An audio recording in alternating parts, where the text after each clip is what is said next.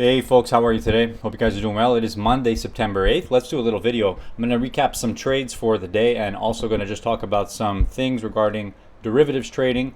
That means options and futures.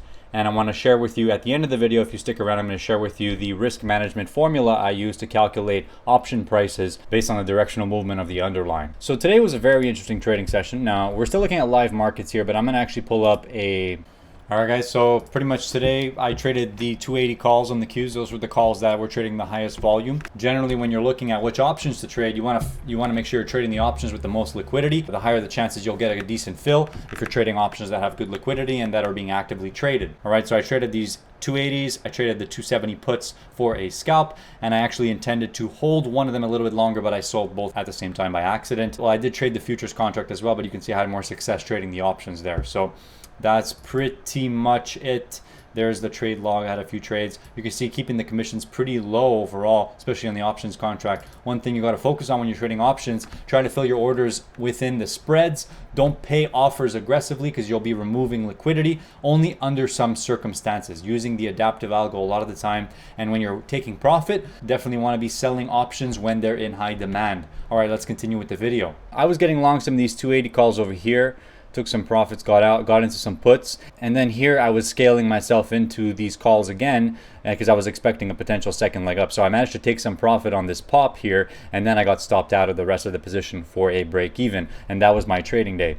Just briefly, you can probably see that I changed my tape layout a little bit. I decided that I wanted to include some order flow coming in from the cash market. So that means the triple Qs ETF. So basically any order that takes place on that ETF, including the options market, gets printed on this tape right here. I have it set to orders above 2,000 shares. I'm probably going to get rid of the extra zeros there so I don't have to stare at a million numbers. But that's the general idea. So I've got the futures contract here and I've got the underlying shares of the ETF here. That basically includes volume from the cash market. Here I still have my normal block order tape. These two power meters actually are coming from the tape of the futures contract, and this one is set to refresh every 60 seconds. This one is set to refresh every 300 seconds. So these are just short-term momentum gauges, and they pretty much help with just giving a visual diagram of the overall flow. Now that I said all that, let's just briefly talk about this morning. So the market was gapping down this morning. We sold off in the overnight session. We were gapping down and the news was pretty bearish. So one thing to do every morning session when the market is looking a certain way,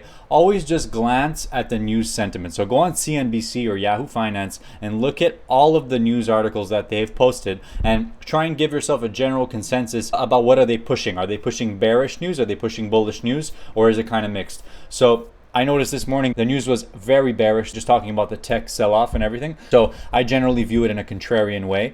But again, you do need the order flow to confirm that, right? So if you're seeing bearish news, it generally means that institutions want to shake out weak holders or weak longs, and they are accumulating a bigger long position, and that will likely see some shift in the market today. That's just one way of looking at it, that is. All right. So if you look at what happened off the market open, we were trading pretty much near the lows of Friday, and we managed to rally. We had a massive spike up there, caught it around 250, and then we saw a shakeout. And then this shakeout resulted in sort of a trading range and then continued rally, higher prices. So as you can see right here on this push, I managed to get out of one of those 280 calls, and basically I was scalping these things in and out. So there's a few technical aspects involved with options trading. Trading options for scalping requires a lot of experience and knowing how they move and basically how they trade. But if you have questions, guys, just leave them in the comments below. So I've been trading options for almost 2 years, so I kind of know how to scalp around them. And one thing I'll tell you right away about options is that they move in a way that is more drastic than the underlying security itself, depending on the delta and how close to expiry, right? So today we're trading the weeklies, they expire on Friday, so they don't move as much as they do on the expiry Friday, for example. That doesn't mean that there's less risk in the contract. There's still a lot of risk involved. The thing about the options contracts is that when they're really in demand, they're really overpriced, and when they're really not in demand, they're really underpriced. So trading options, it almost entices you to be more tactical with your entries. And at least it entices me to be more tactical, because the thing is, if you're trading a futures contract, because you can be more nimble and get out really quickly and always ensure yourself a fill, you can be comfortable with a worse entry per se than with an option contract. So that's why trading options, it forces you to be a little bit more tactical, let's say. So today I was very mechanical, especially with the trades I took on the futures contract. Every single trade had an attached stop as the trade was triggered, so there was no kind of extra discretionary behavior involved in that at all. which is quite good actually because it prevents you from taking large losses. It's using the adjustable stop feature in TWS. It's for the futures contract, that is. The NASDAQ future is like a loose cannon. So I'll give you an example. You're trading it and the thing goes a certain amount in your favor. As soon as it moves a certain amount in your favor, you want that stop that you had to be adjusted to your break even or higher. That's a way of automating your trade management so that you're managing your money in a way where once you're in a winning position, you're not going to make it into a losing position.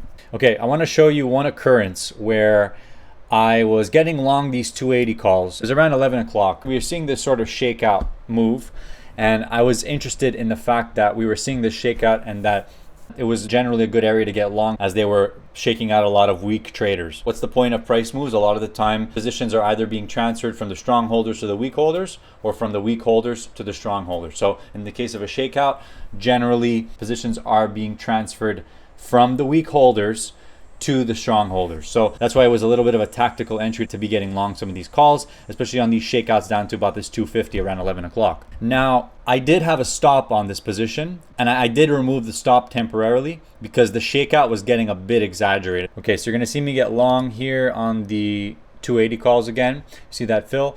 And basically what happens is I'm looking for a move up. I'm not showing you the whole picture. What I was watching was basically, as long as we kind of hold above this 306 general area, the bears are going to be under pressure at that point. But the thing is, we were seeing this sort of shakeout. That's why I was kind of interested in getting long near the lows here. And again, it's all about the order flow. So I'm watching the order flow on the futures contract, seeing what it's showing, seeing what kind of supply is coming into the market down near the lows, and there wasn't much. So you see us rallying here. And what happens is I put in a stop on the position there, and I'm watching again, and I'm seeing it come down. And this was the moment right here during this sort of shakeout is when I removed the stop, because it was really borderline. I was like, all right, I'm gonna see how this plays out. If we start trading below 250, I'm 100% gonna get out of these things. But I was really curious about how the order flow was reacting here. It's a shakeout move, and they're shaking out as many weak holders as possible before they run the thing back up above 300. That's sort of what I was looking for. And you're gonna see that once we bounced off this 260 here another time, after that, you can see that it looks like they sold the rally from 280, but look at how it comes to 270, and then it just kind of comes right back up. There was no real resistance there. It was just a shakeout. And you can see how we easily rallied way back up. And then within the next minute, the thing was trading above 300, 310, 320. So I managed to take off half of my position right on this bull here. And you're going to see how it's trading up there. And there we go. I sold it at 381, one of those contracts. And then I put in the stop at the break even. And it looked like the market wanted to see further upside at that point. Then we saw a bit of this chop action. This was not necessarily bearish. Again, this is just a way of shaking out weak holders. But the thing is, there was just simply no demand to keep this price above 330. The thing just kind of sold off. I would have got stopped out right here. So there we go. And then that was the end of the story. So being mechanical, allowing the system to do the work for me. I did the work for putting in my stop, and the system took me out of the trade. I was willing to see more upside, but you can't argue with the market. It's simple as that, all right? So, that was pretty much the last trade. In hindsight, yeah, I sold the top of this move, but really what I was doing is just selling into strength. So again, going back to what I was saying before with options, they entice you to be more tactical because they're extremely overpriced when there's high demand, and they're extremely underpriced when there's no demand for the contract. So on extreme moves up, those calls are just getting so overpriced because people are getting forced to buy calls to either hedge, or people are just buying calls in general, so the demand is high. Market makers are able to overprice it very easily. And that's why you want to be selling on the offers when that happens. And again, that brings up another important point, is that when you're trading options, you definitely need to focus on providing liquidity more than taking liquidity. So making use of things like the adaptive algo, which fills your order within the spread. And when you're taking profit, try and sell with a limit order on the offer. That's pretty much providing liquidity, so you save on commission. Okay, the last thing I want to share with you guys is the formula that I use to manage risk with options contracts. So the first step required is to figure out how much you're risking in the underlying, okay? So from my math, I've concluded that a 10 to 11 point move in the futures contract is approximately the same as around a 25 to 30 cent move in the triple Qs ETF. Approximately. Again, it's going to change because it's based on percentage as well. In this current market condition, that's the approximate exchange. Generally, on scalp trades, I have a 10 to 11 point emergency stop on the futures contract. So if I'm thinking the same way on the triple Qs, I'm going to be generally risking about 30 cents. So what this is, what you're looking at right here, is a formula that will essentially tell you the price of the option based on a move in the underlying contract. Okay, so as you can see here, there are three inputs to the formula. You need the delta of the contract, you need the gamma, and you need how much you're risking in the underlying. So a lot of traders think they know how to manage risk trading options, but they don't know this formula. And it's basically just getting the average delta over the price move that you're expecting. Because if you use the delta alone, you're not accounting for gamma. If you use the new delta, which means delta plus gamma is going to be the movement of the option after the price move has already occurred. So basically your goal is to get an approximation between the current delta and the new delta. So therefore you need to average out the delta and the new delta to get the average delta over the price move that you're expecting. So that's the simple explanation of the formula. I'll put it in the description below if you're really interested. So basically using these three inputs, you can approximate very well what an option is going to be priced at when the underlying has made a specific move. And again, using this 30 ticks in the Qs is equivalent to about 11 points in the NQ future contract. So if I'm looking at my NQ chart and I'm saying I would scalp right here with a 10-point emergency stop, it would be the same exact thing as risking 30 cents in the triple Qs. At that point, the only inputs that matter are the delta and the gamma. So on days where you're closer to expiry, the gamma is going to be a lot higher. Remember that? So you're going to be exposed to more directional risk. You end up catching some options on a nice dip, then that's going to increase your profit potential. And of course, you want to sell them when they're in high demand. All right, so that's going to be it for today. If you guys have any questions, leave them in the comments below. I will see you guys next time. Take care. Bye.